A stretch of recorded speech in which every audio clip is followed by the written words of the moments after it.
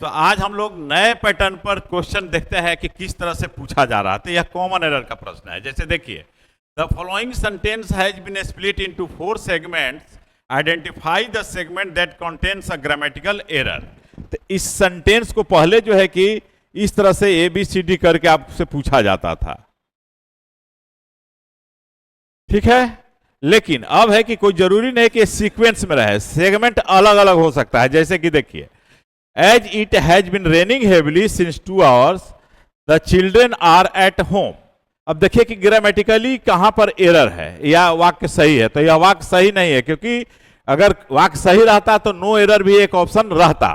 तो इसमें A option at home हो गया जो कि लास्ट में है, यह ए में चला आया। बी ऑप्शन हो गया सिंस 2 आवर्स, सी हो गया as it has been raining heavily, और डी हो गया द चिल्ड्रेन आर। तो सीक्वेंस यहां पर ऊपर नीचे हो गया और आपको ये सेंटेंस को पढ़ते हुए देखना है कि एरर कहां पर है।